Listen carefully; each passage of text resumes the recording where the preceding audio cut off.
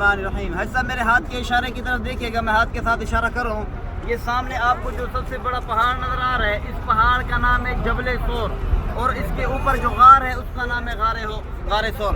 बस अब इस पहाड़ के ऊपर, चोटी के ऊपर देखें, आपको दो पत्थर पड़े हुए नज़र आ रहे होंगे। एक छोटा पत्थर है, एक बड़ा पत्थर है, दरमियान में एक कट बना हुआ है। इसी कट के अंदर है गार सोर। भाई साहब जब आका अलैहिस्सलाम रात के अंधेरे में इन्हीं राहों से चलते चलते इस पहाड़ के दामन में पहुंचते हैं तो आपके पाँव मुबारक जख्मी हो चुके होते हैं, आपके पाँव से खून मुबारक निकल रहा होता है। तो सिद्दीक़ अकबर देख लेते हैं, फरमाते हैं या रसूल अल्लाह, मुझसे ये आपकी तकलीफ बर्दाश्त नहीं हो रही, आइए मेरे कांधों पे सवार हो जाइए, मैं आपको अपने कांधों पे उठा के इस पहाड़ के ऊपर लेकर जाता हूँ। हाजी साहब इस पहाड़ के ऊपर जाने का जो वक्त लगता है पैदल, वो है 2 से ढाई घंटे का सफर बिना बोझ के पैदल जाने का। तो सिद्दीक़ अकबर रज़ी अल्लाह ताला अन्हु आका अलैहिस्सलाम को नबूवत वाला बोझ अपने कांधों पे उठाते हैं और मुसलसल इस पहाड़ के ऊपर चलते रहते हैं। आप थकते नहीं हैं, आप किसी जगह बैठे नहीं हैं, और मुस्कुराते हुए खुशी के साथ आका को अपने कांधों पे उठा के पहाड़ के ऊपर चलते रहते हैं। जब गार के पास पहुंचते हैं, यकीनन आपके भी पाँव जख्मी हुए होंगे, आपको भी तकलीफ हुई होगी, लेकिन आपने वो तकलीफ बर्दाश्त की और मुस्कुराते हुए पहाड़ के ऊपर जाते हैं। जब गार के पास पहुंचते हैं तो फरमाते हैं या रसूल अल्लाह, आप गार के बाहर तशरीफ रखिए, मैं गार के अंदर जाके गार की सफाई करके आता हूँ। तो सिद्दीक़ अकबर रज़ी अल्लाह ताला अन्हु गार के अंदर दाखिल होते हैं, अपना अमामा मुबारक, पगड़ी मुबारक उतार कर गार की सफाई करते हैं। गार में चंद सुराख थे, तो सिद्दीक़ अकबर रज़ी अल्लाह ताला अन्हु अपना अमामा मुबारक फाड़ के टुकड़े करके वो सुराख बंद कर देते हैं। चंद सुराख बाकी बच जाते हैं तो आप अपना कुर्ता भी उतार देते हैं, उसे भी फाड़ के टुकड़े करके सुराख बंद कर देते हैं, ताकि कोई ऐसी चीज़ अंदर दाखिल ना हो जो हजूर के आराम में खलल डाले। तो फिर भी एक सुराख बाकी बच जाता है। फरमाते हैं या रसूल अल्लाह, अंदर तशरीफ ले आइए, आपके आराम करने की जगह बन चुकी है, आपके सुकून करने की जगह बन चुकी है। तो हजूर अलैहिस्सलाम गार के अंदर तशरीफ लेकर जाते हैं। सिद्दीक़ अकबर रज़ी अल्लाह ताला अन्हु की गोद में अपना सर मुबारक रखते हैं, आपको नींद आ जाती है, आँख मुबारक लग जाती है। भाई साहब जो एक सुराख बाकी बच गया था, सिद्दीक़ अकबर रज़ी अल्लाह ताला अन्हु वो एक सुराख अपने पाँव की एड़ी से बंद कर देते हैं, ताकि कोई भी चीज़ अंदर दाखिल ना हो जो हजूर के आराम में खलल डाले। तो भाई साहब कुछ ही देर के बाद एक सांप आता है, जिसने सैयदना मूसा अलैहिस्सलाम के दौर से सैयदना मूसा अलैहिस्सलाम की जुबान मुबारक से सुन रखा था कि तमाम नबियों के नबी, कुल नबियों के इमाम, खातमन नबिय्यीन, आखिरी नबी जब हिजरत का सफर शुरू करेंगे इसी गार में आकर क़याम फरमाएंगे। तो ऐसा वो सांप उसी दिन से हर दिन आता, हर रात आता, कभी तो आका अलैहिस्सलाम का दीदार हो जाएगा। तो आखिरकार वो दिन आ जाता है जब हजूर अलैहिस्सलाम गार के अंदर क़याम फरमा होते हैं। तो सांप देखता है उसे अंदर जाने का रास्ता नहीं मिल रहा, तो सिद्दीक़ अकबर के पाँव के ऊपर डसना शुरू कर देता है।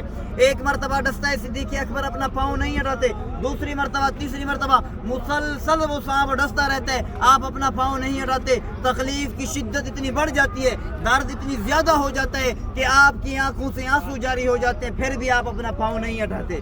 भाई साहब सिद्दीक़ अकबर रज़ी अल्लाह ताला अन्हु की आंखों से चंद मोती जैसे अश्कबार, थोड़े से खतरे आंसुओं के चेहरे मुक़द्दस पर, हज़रत अलैहिस्सलाम के चेहरे पर नूर पर गिरते हैं। आपकी आंख खुल जाती है, पूछते हैं सिद्दीक़ क्यों रो रहे हो, किस बात का डर है, कुफार का डर है या बीवी बच्चों को छोड़ाने का गम है? फरमाते हैं या रसूल अल्लाह, न मुझे कुफार का डर है, न बीवी बच्चों को छोड़ाने का गम है। या रसूल अल्लाह, मुझे किसी जहरीले जानवर ने काटा है जिसकी तकलीफ इतनी ज्यादा हो गई है, कुव्वत बर्दाश्त से ऊपर चली गई, मुझसे बर्दाश्त नहीं हुआ। या रसूल अल्लाह, मैंने पाँव भी नहीं हटाया और मेरी आंखों से आंसू जारी हो गए। तो आका अलैहिस्सलाम फरमाते हैं ऐ सिद्दीक़ पाँव हटाओ। तो सिद्दीक़ अकबर रज़ी अल्लाह ताला अन्हु अपना पाँव हटाते हैं, तो आका अलैहिस्सलाम सिद्दीक़ अकबर के पाँव के ऊपर अपना लुआबे दहन थूक मुबारक लगाते हैं। तो सिद्दीक़ अकबर बिल्कुल शिफा याब हो जाते हैं, जैसे कि कुछ हुआ ही नहीं। भाई साहब इतनी ही देर के अंदर वो जो अबू जहल ने 100 सुर्ख ऊंट का इनाम रखा था, वो काफिर ढूंढते ढूंढते इस पहाड़ के ऊपर गार के करीब पहुंच जाते हैं।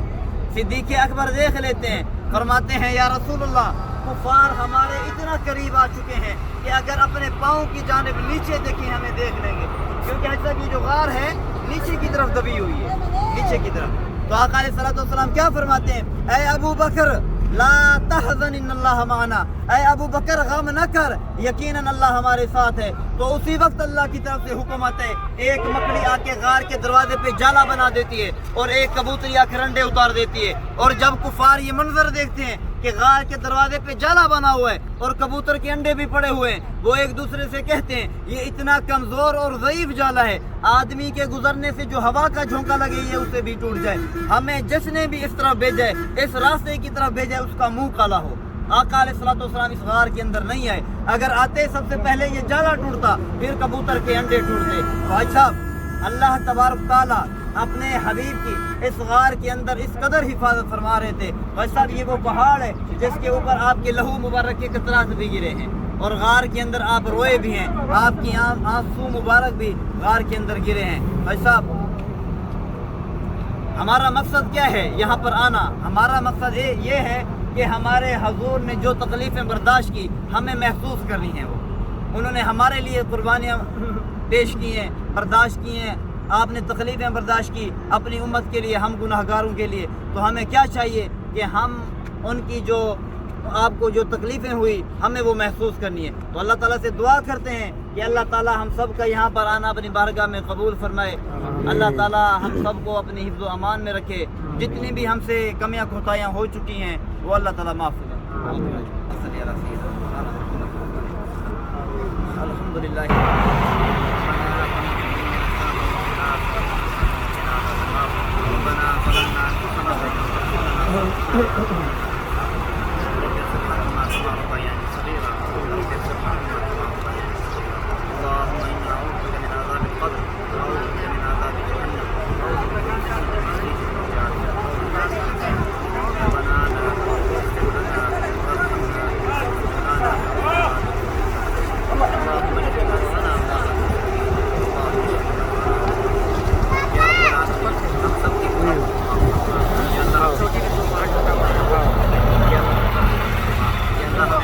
ہمیں عبادت کرنے کا طریقہ بھی نہیں آتا۔